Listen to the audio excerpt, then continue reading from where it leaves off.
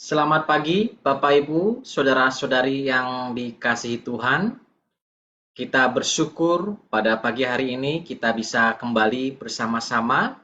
Kita berjumpa di dalam 30 menit makin dekat Tuhan. Saya percaya oleh karena anugerah Tuhan, kasih Tuhan bagi kita saat ini semua dalam keadaan yang dipelihara oleh Tuhan. Kita siap untuk kita mengisi hari ini menjadi hari yang luar biasa untuk kemuliaan nama Tuhan saja. Dan biarlah di pagi hari ini, saudari kasih Tuhan, kita akan bersama-sama akan merenungkan sekali lagi kebenaran firman Tuhan yang akan mengingatkan kita bersama-sama bagaimana hidup kita yang kita jalani sebagai orang percaya. Kita selalu memberikan yang terbaik bagi Tuhan. Mari saudara kasih Tuhan, sebelumnya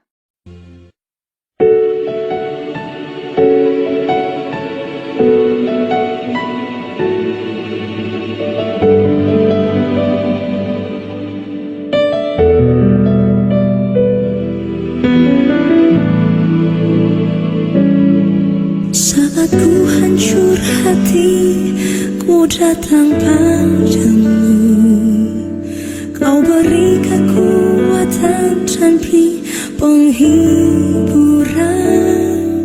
Saat tak seorang pun dapat ku andalkan, Kau yang memberi jalan, Kau yang menuntunku.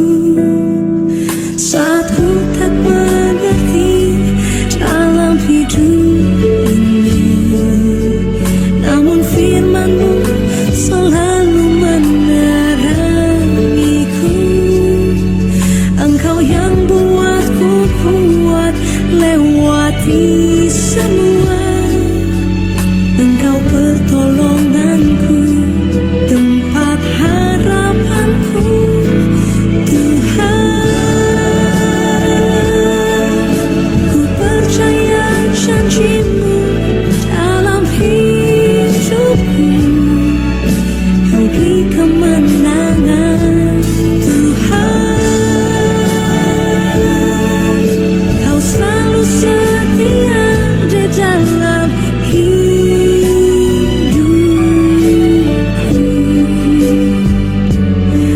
Kau berharga bagiku, Kaulah jaminanku dalam hidupku.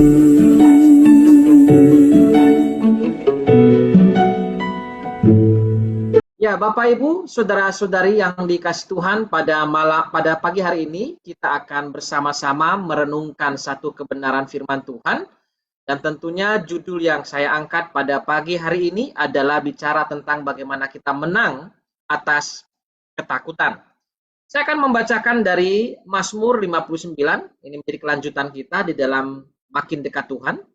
Mazmur 59 tidak seluruhnya saya akan membaca, hanya beberapa bagian ayat pertama sampai 4, lalu ayat 9 sampai ayat 10 dan 16 dan 17. Demikian firman Tuhan, untuk pemimpin biduan menurut lagu, jangan memusnahkan Miktam dari Daud. Ketika Saul menyuruh orang mengawasi rumahnya untuk membunuh dia. Lepaskanlah aku daripada musuhku, ya Allahku. Bentengilah aku terhadap orang-orang yang bangkit melawan aku. Lepaskanlah aku daripada orang-orang yang melakukan kejahatan, dan selamatkanlah aku daripada penumpah-penumpah darah. Sebab sesungguhnya mereka menghadang nyawaku. Orang-orang perkasa menyerbu aku, padahal aku tidak melakukan pelanggaran. Aku tidak berdosa, ya Tuhan. Aku tidak bersalah. Merekalah yang lari dan bersiap-siap. Marilah mendapatkan aku dan lihatlah. Ayat 9. Ya, kekuatanku. Aku mau berpegang padamu, sebab Allah adalah kota bentengku. Allahku dengan kasih setianya akan menyongsong aku. Allah akan membuat aku memandang rendah seterus-terusku. Ayat 16. Tetapi aku mau menyanyikan kekuatanmu. Pada waktu pagi, aku mau bersorak-sorak karena kasih setiamu. Sebab engkau telah menjadi kota bentengku tempat pelarianku pada waktu kesesakanku. Ya, kekuatanku. Bagimu aku mau bermazmur, sebab Allah adalah kota bentengku, Allahku dengan kasih setianya. Bapak Ibu, saudara yang kasih Tuhan, menang atas ketakutan. Saudara, di dalam Alkitab sesungguhnya disebutkan ada dua tipe rasa takut. Tipe yang pertama adalah rasa takut yang sangat bermanfaat dan ini mesti ada di dalam diri kita. Jenis pertama ini adalah rasa takut kepada Allah, rasa takut akan Allah. Dan rasa takut ini penting, saudara. Ya, ini bukan rasa takut bahwa saudara takut kegelapan, takut benda atau apapun juga. Tetapi ini adalah rasa takut yang menunjukkan bahwa kita kagum terhadap Allah atas segala sesuatu yang Allah lakukan, Allah kerjakan. Kita kagum akan kuasanya, kemuliaannya. Bahkan juga kita hormat terhadap akan kasih Tuhan, bahkan sampai kepada bicara tentang kemarahan Tuhan, murka Tuhan. Jadi segala sesuatu tentang diri Allah, kita mengalami yang namanya rasa takut akan Allah. Nah, ini perlu ada, saudara. Dan tipe yang kedua adalah rasa takut yang merugikan. Ya, yang merugikan, dan inilah yang harus diatasi. Dan pagi hari ini kita belajar tipe yang kedua, rasa takut yang merugikan ini. Bagaimana kita mengatasinya sehingga kita bisa menang, saudara kasih Tuhan. Nah, Mazmur 59 ini adalah Mazmur yang di Alkitab yang mencerminkan perasaan ketakutan, perasaan cemas dari seseorang yang sedang menghadapi situasi yang susah ataupun yang sulit. Nah, ketika itu Raja Saul bersama dengan pengawalnya sedang mengejar Daud. Dan tentu tujuannya adalah untuk membunuh Daud. Nah, di dalam situasi inilah diceritakan bahwa dalam Mazmur 59 ini Daud merasa ketakutan dan dia terancam nyawanya. Daud merasa bahwa Saul sedang memburu buruannya seperti binatang yang dia sedang mau tangkap dan dia kejar. Dan Daud mengibaratkan dia seperti seekor buruan itu. Itulah perasaan Daud, itulah yang dipikirkan oleh Daud. Dia mengalami ketakutan, kecemasan yang luar biasa.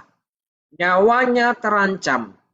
Dan di sini kita menemukan di dalam Mazmur 59 ini, Daud menemukan ada kekuatan yang dia peroleh berkat hubungan dia dengan Tuhan. Nah, oleh karena itu Bapak Ibu saudara yang kasih Tuhan, kita akan belajar bagaimana Allah bekerja luar biasa pada diri Daud sampai akhirnya Daud sekalipun Allah izinkan berhadapan dengan situasi yang sulit, namun dia lewat hubungan yang baik dengan Tuhan itu, dia dapat menang atas ketakutannya.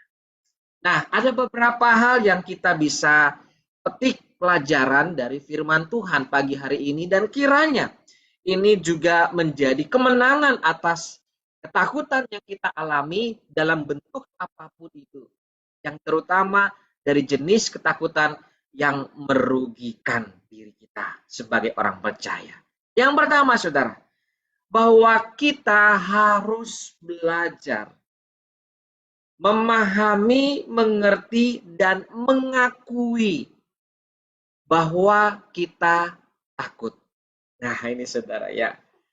Saudara, banyak sekali dalam hidup kita, barangkali lah saya bisa katakan, kita memungkiri hal-hal yang sebenarnya terjadi pada diri kita. Kita memungkiri bahwa apa yang kita rasakan ini dalam bentuk takut, dalam hal cemas.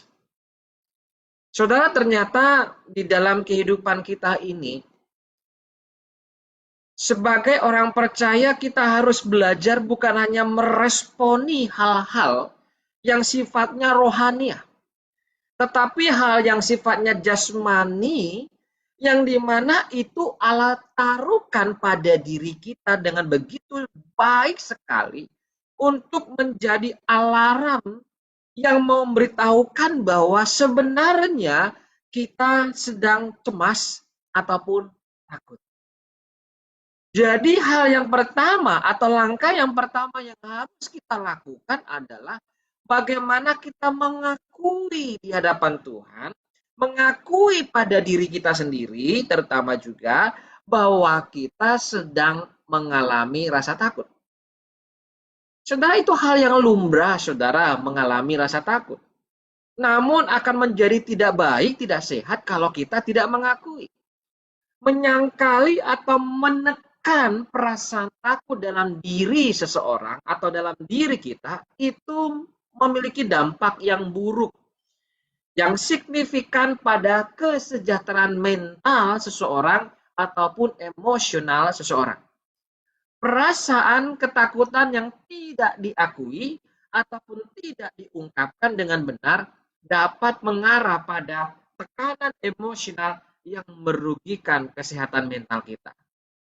Nah, oleh karena itu belajar dari bagaimana Allah bekerja pada diri Daud sehingga Daud mengerti sekalipun dia adalah seseorang yang disukai oleh Allah, dipilih oleh Allah, tapi dia mengakui bahwa dirinya sedang mengalami rasa takut. Kiranya begitu juga dengan diri kita, saudara. Kita perlu menghadapi kenyataan. Saudara, banyak orang sulit menerima kenyataan. Apa yang nyata, apa yang sudah terjadi pada diri kita, kita perlu menghadapi kenyataan itu dalam hidup kita. Kita harus menghadapi kenyataan bahwa ada saat-saat di mana hidup kita, ketika kita merasa takut, ketika kita merasa cemas, ketika kita merasa terancam. Kita mengakui itu. Yang kedua, saudara. Apa yang bisa kita lihat dari pelajaran Mazmur 59? Yang kedua adalah setelah mengakui, maka Tuhan mengajar Daud untuk mulai memikirkan bukan hanya dirinya, tetapi mengarahkan pikirannya kepada Tuhan. Saudara, di dalam ayat yang ke-9, Daud berbicara tentang kekuatan Allah sebagai tempat perlindungan dirinya. Daud memandang Allah sebagai benteng yang kuat di saat kesulitan. Ini, saudara. Jadi tidak berhenti melihat diri lemah, tetapi kini dia yang kedua adalah dia memandang Allah sebagai benteng yang kuat di saat dia mengalami kesulitan. Nah, di sini kita perlu juga belajar, saudara yang kasih Tuhan. Mari ketika kita berada di tengah keadaan, kenyataan sulit, susah, mari mengalihkan pemikiran kita dari ketakutan kita kepada Allah. Jadi berpindah, saudara. Dari ketakutan kita pindah kepada Allah. Mari kita mengandalkan Allah. Mari kita ingat bahwa Allah adalah Allah yang Maha Kuasa. Mari kita mengingat bahwa Allah adalah Allah yang Maha Pengasih. Dia sebagai Allah kita menciptakan, yang mengasihi, tapi dia juga yang menyelamatkan kita. Dia juga adalah Allah yang akan membantu kita. Sehingga memunculkan ada rasa aman, nyaman pada diri kita.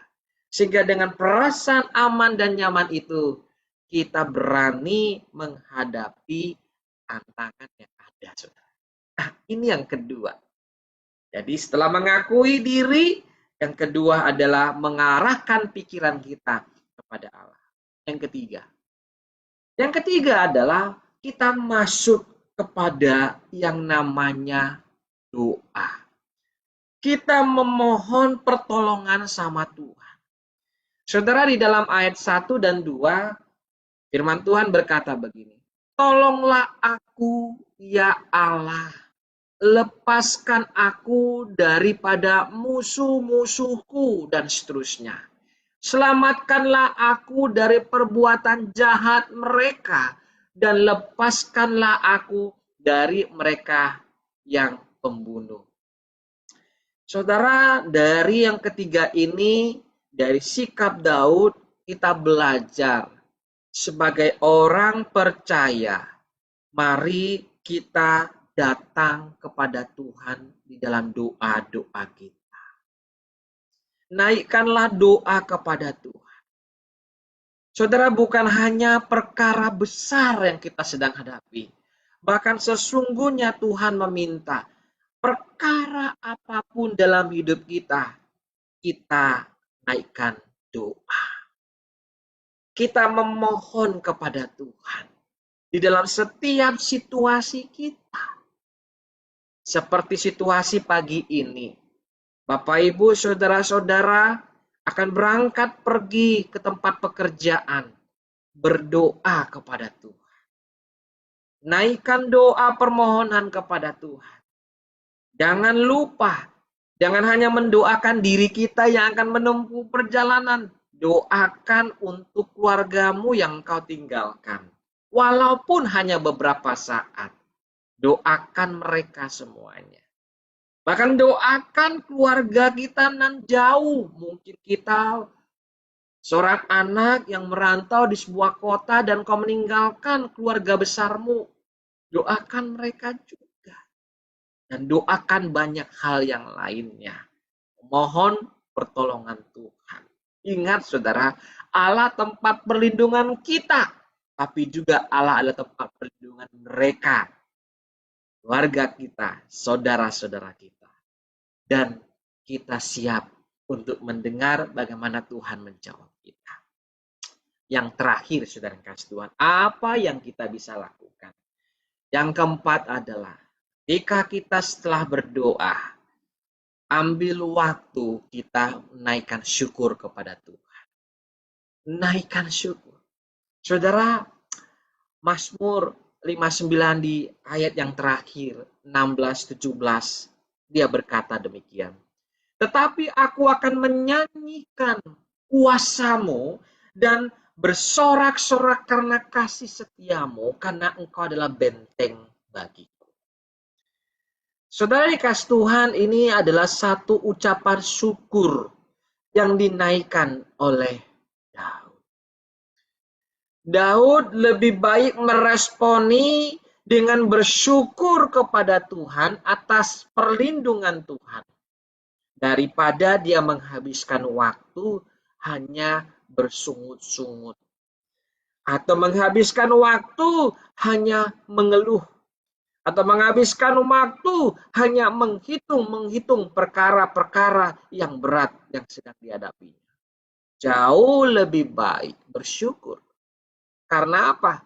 Karena saat di mana saudara sedang terancam, sedang dalam kesulitan, sesungguhnya saat itu pun ada anugerah Tuhan yang Tuhan berikan bagi saudara dan saya.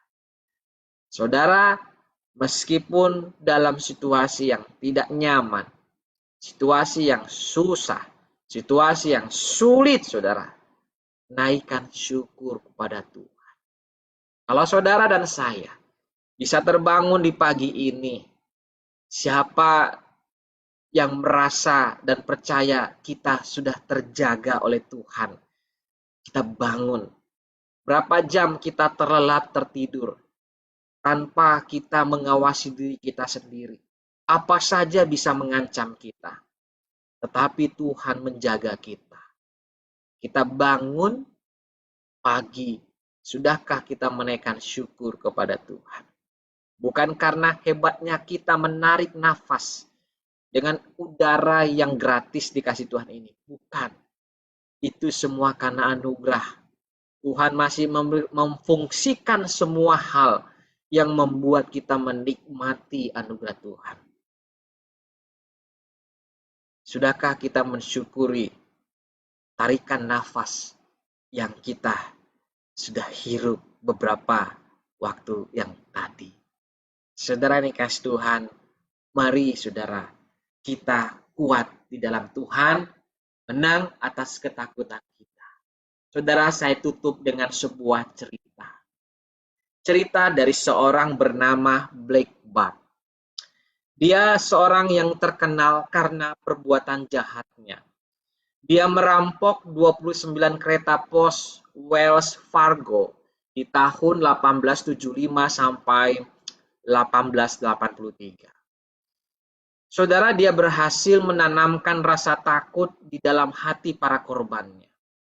Blake Bart memanfaatkan kejahatannya untuk membangkitkan rasa takut pada siapapun. Bahkan pada mereka yang saat itu berada di sekitar kereta pos Wells Fargo selama perampokan berlangsung. Blake Bart menggunakan ketakutan untuk menguasai korbannya, dan dia menjalankan aksi perampokannya. Blake Bart hanya menggertak untuk menakut-nakuti korbannya. Adalah satu-satunya yang dia bisa lakukan supaya dia bisa beraksi dan melarikan diri dengan sukses. Sebuah kebenaran diketahui dari dokumen sejarah bahwa 29 perampokan yang dilakukan Blake Bart adalah tidak pernah sekalipun ia menembakkan senjatanya atau menyandera korbannya. Saudara, seperti Blake Bart, sesungguhnya demikianlah setan, iblis, hendak menggunakan ketakutan sebagai alat untuk mengalahkan perhatian kita dari kebenaran yang sesungguhnya. Satu-satunya yang setan bisa lakukan, iblis lakukan adalah mengalihkan perhatian kita dari kebenaran ini. Setan melakukan ini berusaha mengalahkan fokus kita dari kekayaan yang kita miliki sebagai orang percaya, sebagai anak-anak Tuhan, sebagai orang yang menjadi milik Kristus. Saudara, setan tahu, iblis tahu bahwa ia tidak bisa merampok kekayaan yang kita miliki di dalam Kristus. Jadi pilihan setan hanya satu, yaitu apa? Dia hendak mendorong kita untuk melupakan siapa diri kita sebenarnya. Apa yang kita miliki sebagai murid Kristus di dalam diri kita. Saudara, di dalam firman Tuhan 2 Timotius 1 ayat 7 berkata demikian. Sebab Allah memberikan kepada kita bukan roh ketakutan, melainkan roh yang membangkitkan kekuatan, kasih, dan ketertiban. Ketakutan bukan berasal dari Tuhan. Oleh karena itu, saudara kasih Tuhan, menanglah atas ketakutan. Karena ketakutan hanya bisa dikalahkan oleh kekuatan Allah. Biarlah kita kuat, bukan takut. Amin.